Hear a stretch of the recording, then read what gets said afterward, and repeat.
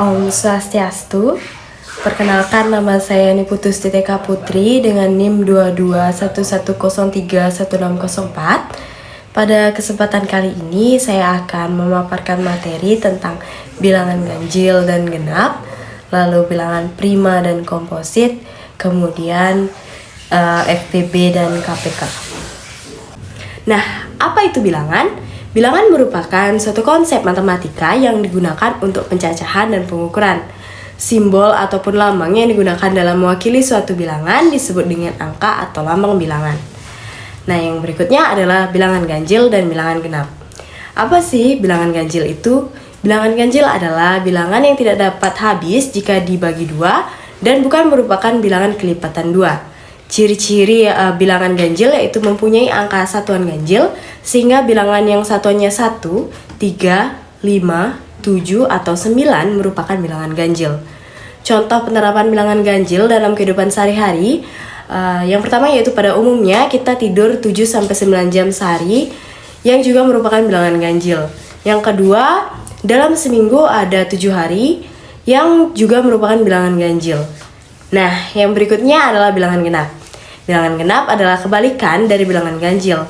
Bilangan genap jika dibagi dengan angka 2, bilangan tersebut akan habis dan bilangan genap merupakan bilangan kelipatan dari 2. Ciri-ciri bilangan genap yaitu mempunyai angka satuan genap sehingga bilangan satuannya 0, 2, 4, 6, atau 8 merupakan bilangan genap. Contoh penerapan bilangan genap dalam kehidupan sehari-hari yaitu yang pertama, jumlah roda pada sepeda itu ada 2 sehingga merupakan bilangan genap. Lalu yang kedua, waktu dalam satu hari terdiri dari 24 jam yang juga merupakan bilangan genap. Yang ketiga, membeli sepasang sepatu atau kaos kaki. Lalu yang keempat, jumlah bulan dalam satu tahun ada 12 yang merupakan bilangan genap. Yang kelima, jumlah jari pada tangan manusia ada 10 sehingga merupakan bilangan genap. Nah, cara untuk membedakan bilangan genap atau ganjil. Nah, bilangan genap itu adalah bilangan yang habis dibagi oleh 2 tanpa tersisa. Contoh bilangan genap yaitu 2, 4, 6, 8, 10, dan seterusnya. Sedangkan bilangan ganjil adalah bilangan yang tidak dapat habis dibagi oleh 2 dan memiliki sisa 1 setelah dibagi oleh 2. Contohnya bilangan ganjil yaitu 1, 3, 5, 7, 9, dan seterusnya. Jadi cara untuk membedakan bilangan genap dan ganjil dengan mencoba membagi bilangan tersebut dengan 2. Jika hasil baginya adalah bilangan bulat, maka itu adalah bilangan genap. Jika hasilnya memiliki sisa 1, maka itu adalah bilangan ganjil. Nah, contoh soal yaitu 1, Budi mempunyai 5 buah kelereng. Ia ingin membagi rata kelereng tersebut dengan Ani dan Agus. Nah, dapat rekan-rekan lihat, Ani dan Agus sama-sama mendapatkan 2 kelereng dan sisanya tersisa 1 buah kelereng di Budi.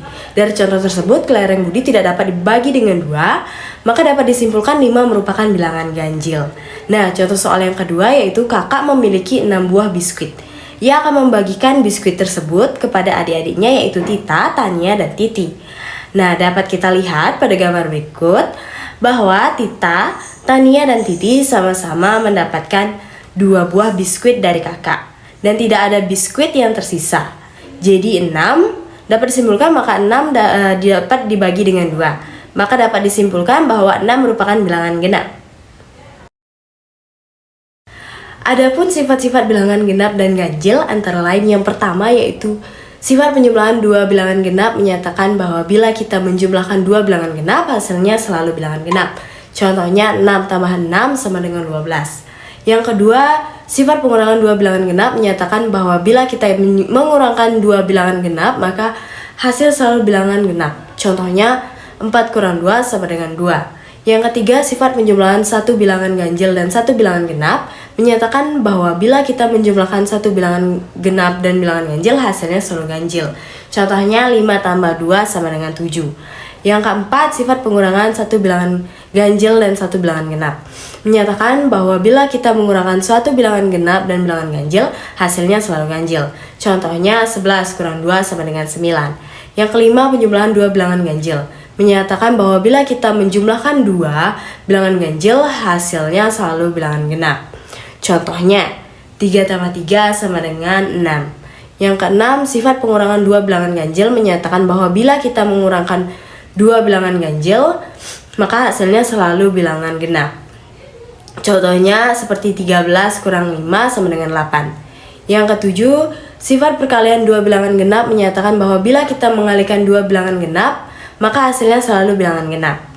Contohnya 4 kali 4 sama dengan 16. Yang kedelapan, sifat perkalian suatu bilangan ganjil dan satu bilangan genap menyatakan bahwa jika kita mengalihkan suatu bilangan genap dan bilangan ganjil, maka hasil selalu bilangan genap.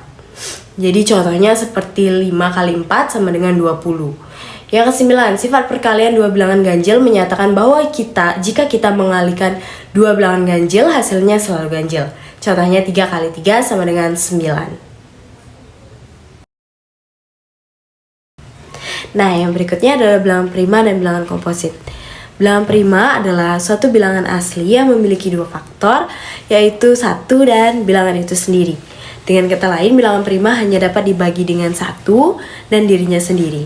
Di antara 10 bilangan, bulat positif pertama, 2, 3, 5, dan 7 adalah bilangan prima, dan 4, 6, 8, 9, 10 adalah bilangan komposit. Berikut adalah beberapa ciri-ciri bilangan prima. Yang pertama, hanya dapat dibagi oleh 1 dan dirinya sendiri. Kemudian tidak memiliki faktor lain selain 1 dan dirinya sendiri. Kemudian bilangan prima selalu lebih besar dari 1. Kemudian bilangan prima yang paling kecil adalah 2. Yang selanjutnya, bilangan prima tidak dapat dibagi habis oleh bilangan genap lainnya kecuali 2. Lalu jumlah bilangan prima tak terbatas. Dan cara menentukan bilangan prima yaitu contohnya seperti berikut. Berapakah faktor dari 13? Faktor dari 13 adalah 1 dan 13. Kemudian yang berikutnya, berapakah faktor dari 29? Faktor dari 29 yaitu 29 dan 1. Nah, bilangan 13 dan 29 hanya memiliki faktor 2 yaitu 1 dan bilangan itu sendiri. Bilangan yang seperti itu merupakan bilangan prima.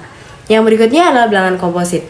Bilangan komposit adalah bilangan asli lebih besar dari 1 yang bukan bilangan prima. 10 bilangan komposit yang pertama adalah 4, 6, 8, 9, 10, 12, 14, 15, 16, dan 18. Nah, ciri-ciri bilangan komposit. Bilangan komposit adalah bilangan bulat positif yang memiliki lebih dari 2 faktor pembagi. Bilangan komposit dapat dibagi oleh bilangan-bilangan lain selain 1 dan dirinya sendiri. Contoh bilangan komposit yang pertama yaitu 4 dapat dibagi oleh 1, 2, dan 4. Kemudian 9 dapat dibagi oleh 1, 3, dan 9. 14 dapat dibagi oleh 1, 2, 7, dan 14. Kemudian 25 dapat dibagi oleh 1, 5, dan 25. Nah, cara menentukan bilangan komposit yang pertama yaitu dengan menggunakan pohon faktor prima dan pohon faktor. Terlihat jelas bahwa angka 70 dan 105 adalah bilangan komposit karena memiliki faktor lebih dari 2, yaitu angka 70 memiliki faktor pembagi 2, 5, 7, dan 35. Sedangkan angka 105 memiliki faktor pembagi 3, 5, 7, dan 35. Contoh bilangan komposit: jika K adalah himpunan bilangan komposit lebih dari 10 dan kurang atau sama dengan 50, maka tentukan anggota dari himpunan K.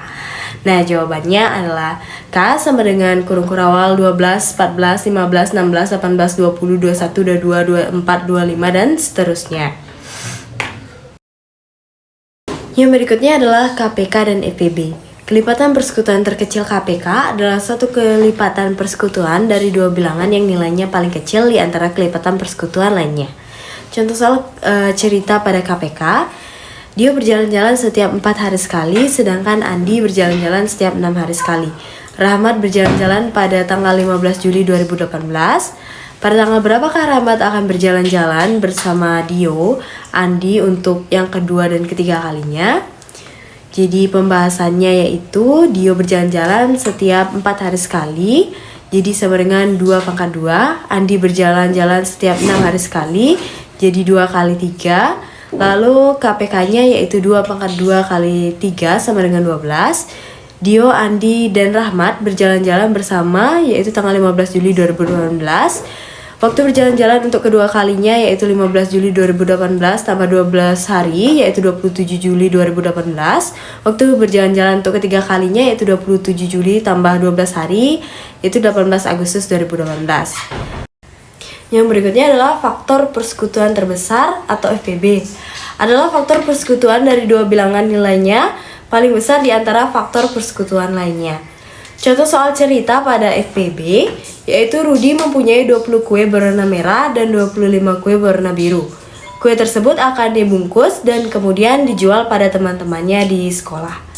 Berapa banyak paket yang dapat dibuat Rudi, serta berapa banyak lapisan potongan kue per bungkus.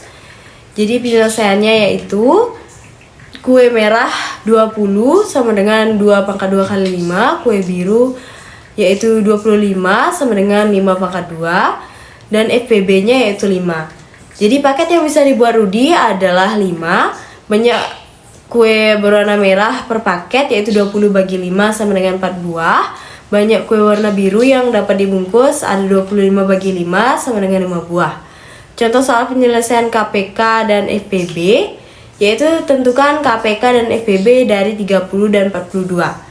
Penyelesaiannya itu menggunakan poin faktor. Yang pertama yaitu 30 sama dengan 2 kali 3 kali 5, lalu 42 2 kali 3 kali 7. FPB-nya yaitu 2 kali 3 sama dengan 6, KPK-nya 2 kali 3 kali 5 kali 7 sama dengan 210.